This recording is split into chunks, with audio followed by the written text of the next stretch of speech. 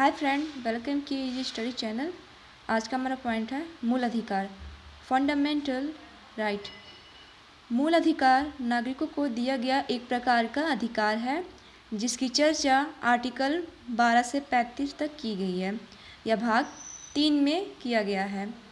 रक्षक, मूल अधिकार का रक्षक सुप्रीम कोर्ट और हाई कोर्ट होते हैं।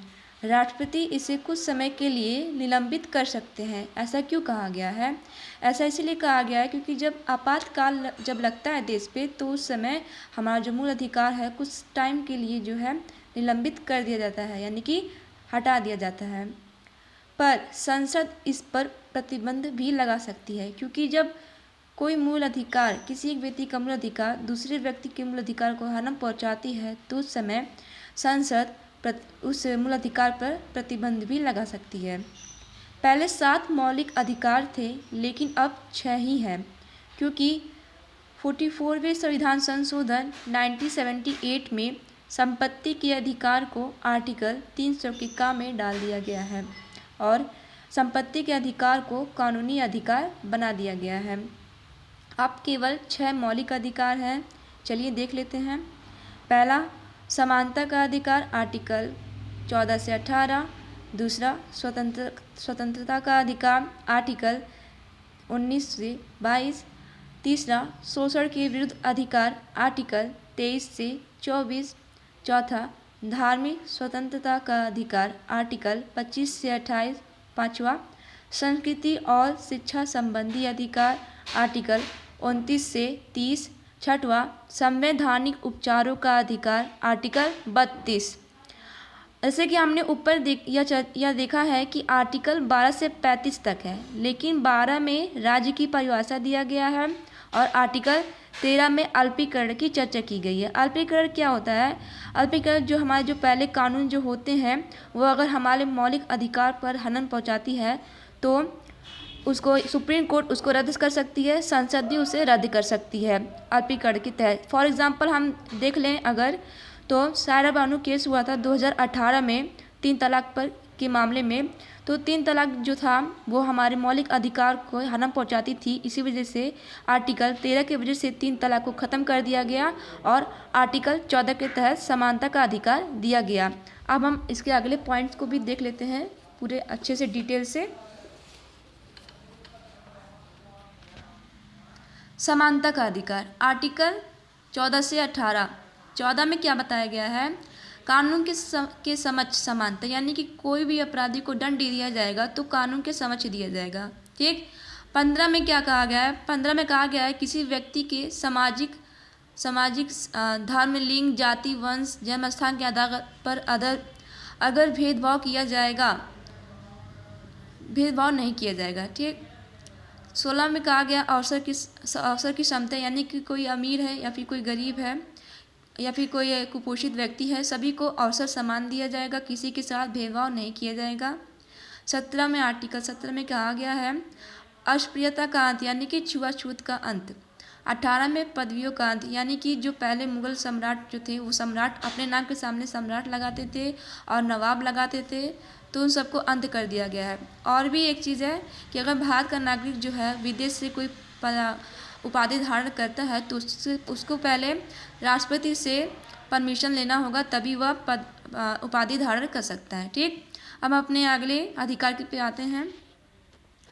हमारा अगला अधिकार है स्वतंत्रता का अधिकार, आर्टिकल 19 से 22। आर्टिकल 19 में 6 प्रकार के अधिकार हैं हमारे।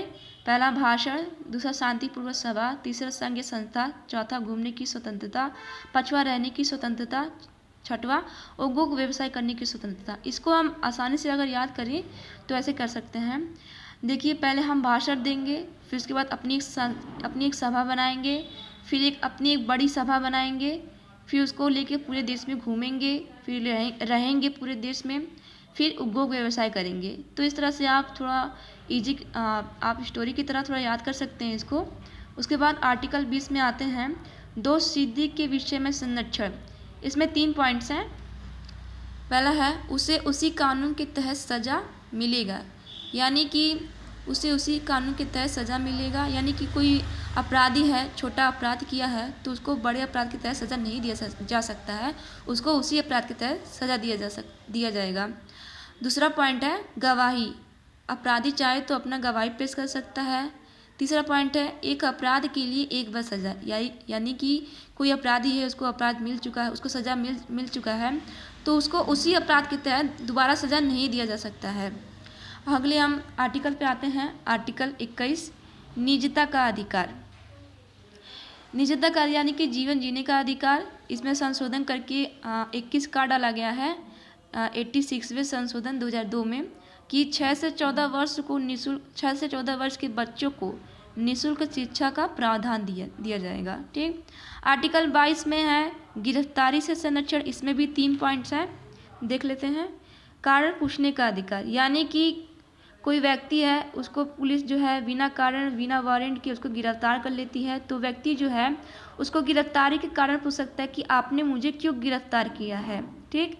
और दूसरा पॉइंट है 24 घंटे के अंदर कोर्ट के सामने उपस्थित, यानी कि अगर कोई व्यक्ति है उसको गिरफ्तार कर लिया गया है, अगर उसको 24 घंटे के अंदर कोर्ट के सामने नहीं उपस्थित किया जाता है, तो उससे संबंधित जो व्यक्ति होते हैं, व्यक्ति से संबंधित, वो सुप्रीम कोर्ट या फिर हाई कोर्ट में याचिका कर सकते हैं उस पुलिस थाने के संबंध में, और जो उसको गिरफ्तार किया है, जो पुलिस को गिरफ्तार किया है उसके संबंध में। और तीसरा पॉइंट ये कहा गया है कि वकील, जो व्यक्ति जो है अपनी मनपसंद वकील रखने का उसको अधिकार प्राप्त है। ठीक।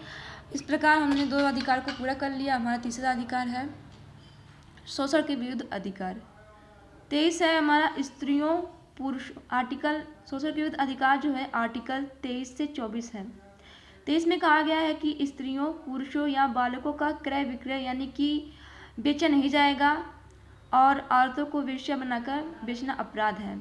आपको ये पॉइंट समझ में आ गया होगा। 24 में बताया गया है कि 6 से 14 वर्ष के बच्चों को कारखानों आदि जगहों पर रखना कानूनन अपराध है। यह बात सही भी है।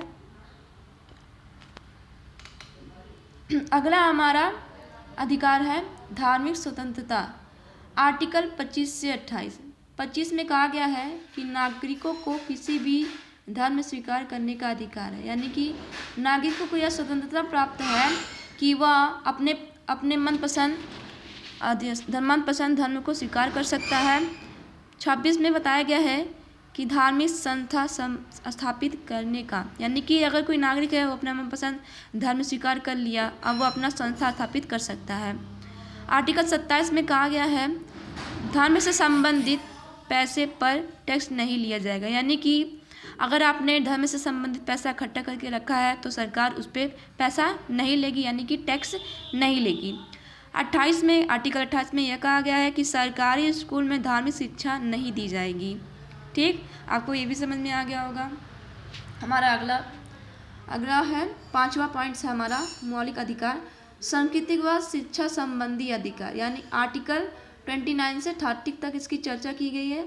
29 में क्या कहा गया है, अल्पसंख्यकों को अपनी भाषा, लिपि, संस्कृति सुरक्षित रखने का अधिकार है। जो हमारे देश में जो अल्पसंख्यक हैं उनको अपनी भाषा, लिपि, संस्कृति सुरक्षित रखने का अधिकार सरकार ने दिया है, यानी संविधान ने दिया है। आर्टिकल 30 में है धर्म व भाषा संबंधित सभी अल्पसंख्यकों को अपनी पसंद की शिक्षा संस्थाएं चलाने का अधिकार, यानी कि कोई अल्पसंख्यक है और वो दूसरी संस्था में पढ़ रहा है लेकिन वो वहाँ पर कंफर्टेबल फील कर रहा है, तो अल्पसंख्यक जो है अपने मनपसंद धर्म व भाषा संबंधी अपनी खुद की संस्थाएं खोल सकती है। इस प्रकार हमारा 5 पॉइंट जो मौलिक अधिकार है वो कंप्लीट हुआ।